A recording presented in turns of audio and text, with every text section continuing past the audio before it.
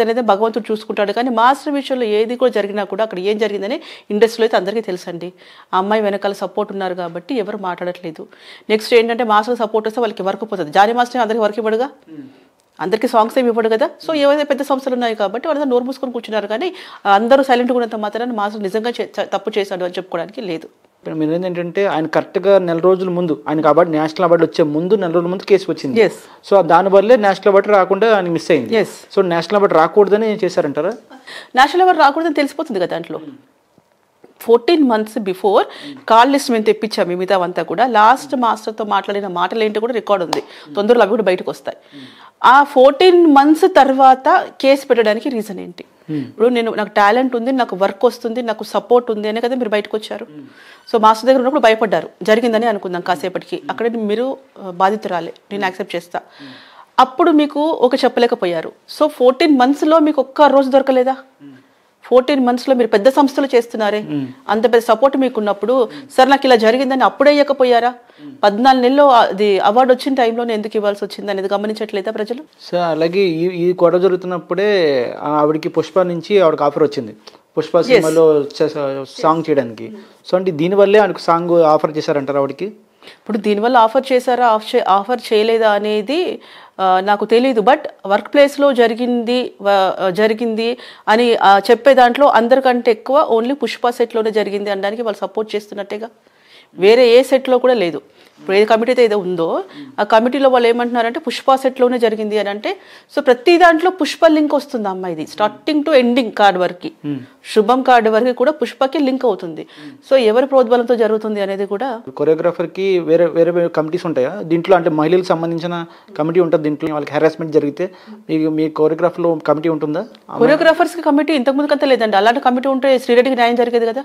పాపం మా అమ్మాయి హాఫ్ న్యూడ్గా వచ్చి కూర్చున్నా కూడా పట్టుకుని నాదులు లేడు, అమ్మాయికి హెల్ప్ చేసిన మనుషులే లేరు, ఆవిడ గురించి ఎవరైనా మాట్లాడితే వర్క్ కూడా ఇవ్వట్లేదు. అదే ప్రత్యూష అనే అమ్మాయి సినిమా ఇండస్ట్రీ కదా, మరి ఆ అమ్మాయిని కూడా చంపేశారు కదా. అష్టచమ్మ హీరోయిన్ సెకండ్కి ఒక అమ్మాయి ఉంది, ఆ అమ్మాయిని కూడా చంపేశారు కదా.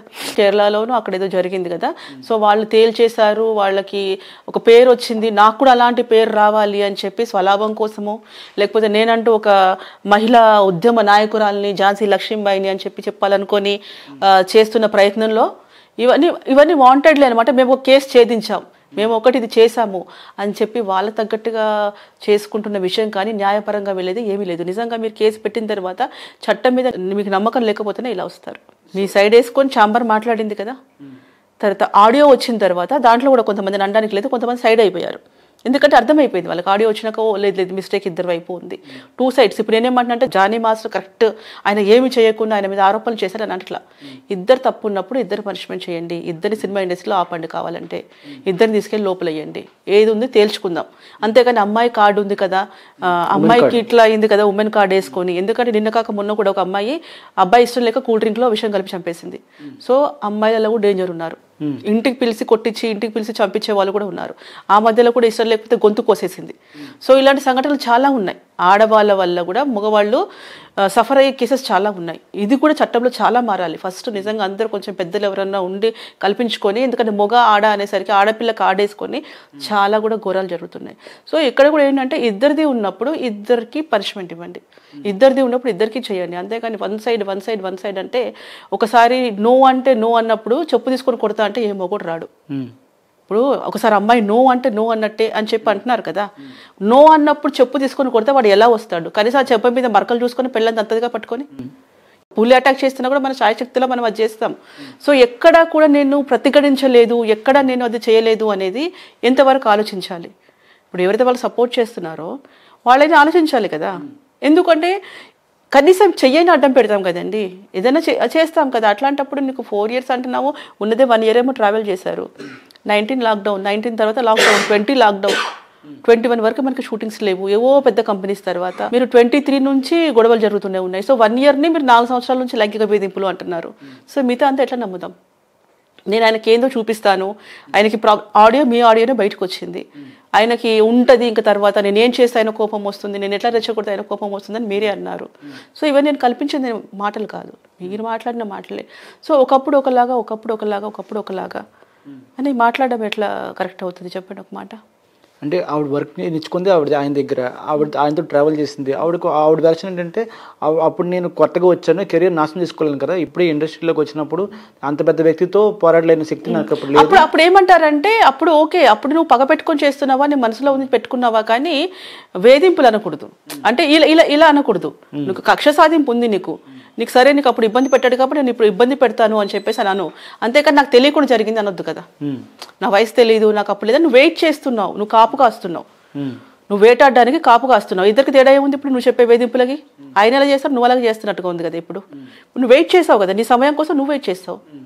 సో అట్లాంటప్పుడు నీకు ఇక్కడ బాధితురాలు ఎలా అవుతావు? నువ్వు యుద్ధం కోసం, నువ్వు వేటాడడం కోసం పులి ఎలా పొంచుకొని కూర్చుంటుందో నువ్వు అలా కూర్చున్నావు. ఆయనకి ఏ టైంలో పైకి అవార్డు వస్తుంది, ఏ టైంలో ఏమొస్తుంది, అప్పుడు అదును చూసి వేటాలంటే నువ్వు కూడా వేటగతావు కదా ఇప్పుడు.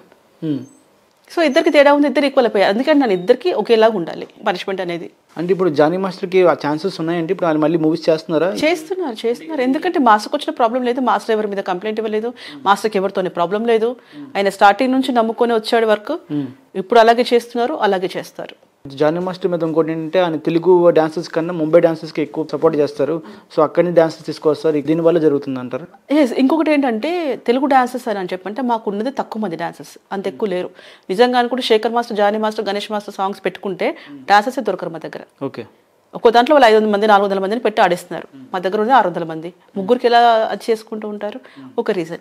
ఇంకొకటి ఏంటంటే ఇప్పుడు యాజ్ మీరు ప్రొడ్యూసర్, నేను ప్రొడ్యూసర్ ఉన్నాను, నా సినిమా అందంగా ఉండాలి అనుకుంటాను, నా సినిమా బాగుండాలి అనుకుంటాను. సో డబ్బులు పెట్టే డైరెక్టర్ ఆయన కావాల్సుకున్న ప్రొడ్యూసర్ చెప్పినట్టు మేము వినాలి. మేము జస్ట్ మేము వర్క్ చేసే వాళ్ళమే, మా డెసిషన్ ఉండదు. ప్రొడ్యూసర్ కానీ డైరెక్టర్ గారు కానీ అందంగా చూపించాలి, సాంగ్ అందంగా డిజైన్ చేయాలి. వాళ్ళు చెప్పినట్టు మేము చేస్తాం, కానీ లేదు సార్ మేము మా వాళ్ళని పెట్టుకుంటాము, మా ఇంట్లో వాళ్ళని పెట్టుకుంటాము, సాంగ్ ఇలాగే ఉంటుందంటే నువ్వు వెళ్ళి బాబు ఇంకొకరు చూసుకుంటాం అంటారు. సో మా ప్రొఫెషన్ మేము కాపాడుకోవాలి కదా. జానీ మాస్టర్ సపోర్ట్ చేస్తూ చిన్ని ప్రకాష్ మాస్టర్ కూడా ఆవిడ సపోర్ట్ చేస్తారు. ఆవిడ కొడుకు లాంటి వాడు, ఇలా జరుగుతుంది నమ్మను. సో స్ట్రాంగ్గా సపోర్ట్ చేస్తారు జానీ మాస్టర్కి. ఆవిడ మహిళ కొరియోగ్రాఫర్ 30 ఏళ్ళ నుంచి ఉన్నారు అక్కడ ఇండస్ట్రీలో. సో ఆవిడ అభిప్రాయం ఏంటి? ఇప్పుడు సపోర్ట్ ఇవ్వడం అని కాదు, వాస్తవం మాట్లాడారు మేడం ఏది మాట్లాడినా కూడా తన ఎక్స్పీరియన్స్ ముందు మన వయసు కూడా అంత ఉండదు. తను ఎన్ని ఫేస్ చేసుకుంటూ వచ్చుంటుంటారు. సినిమా ఇండస్ట్రీలో అంటే ఏంటి అని తెలుస్తుంది. ఇక్కడ నాకు తెలియలేదు, నేను అవకాశం కోసం వెయిట్ చేశాను, లేదా నాకు ఇవన్నీ కూడా చెప్పుకోవడానికి ఎలా అనిపిస్తుంది, కానీ వినడానికి అయితే కొంచెం అందరూ కూడా ఇబ్బందికరంగా. ఎందుకంటే ఇంతమంది పబ్లిక్లో జరుగుతుంది. ఇప్పుడు ఆఫీస్ అంటే ఏదో 4 మధ్యలో వెళ్తారు, ఏదైనా షాప్లో పనిచేస్తున్నారంటే ఏదో 4 మధ్యలో ఉంటారు. సినిమా ఇండస్ట్రీ అంటే కొన్ని వందలు కొన్ని వేల మంది ఉంటారు. సో ఇంతమంది మధ్యలో కూడా నాకు ఇలా, ఎందుకంటే మేడం మాట్లాడింది కూడా కరెక్ట్ అని తెలిసి జరుగుతాయి, తెలియకుండా జరుగుతుంది. సినిమా ఇండస్ట్రీలో ఏం తెలియకుండా వచ్చాము అని కాదు. ఇంకొకటి, నువ్వు సింగిల్ కాదు, నీ ఫ్యామిలీ ఉంది, నీ ఫ్యామిలీ నిమిషానికి పట్టించుకోవాలి, ఫ్రెండ్స్ ఉంటారు, ఎవరితోనైనా మాట్లాడుతూ ఉంటారు. సో ఇది నేను చివరిగా చెప్పడం ఏంటి అంటే, సినిమా ఇండస్ట్రీలో అన్ని తెలుసుకునే వస్తారు, తెలుసుకునే జరుగుతుంది, తెలుసుకునే ఫ్రెండ్షిప్లో ఉన్నారు. లాస్ట్ ఎక్కడో చెడింది, అది సుమలతకు తెలిసిందా లేకపోతే ఇంకేదైనా జరిగిందా అనే విషయంలో జరిగింది ఒకటైతే మనకి పోర్ట్రేట్ అవుతుంది. ఇంకొకటి ఇస్లాంలో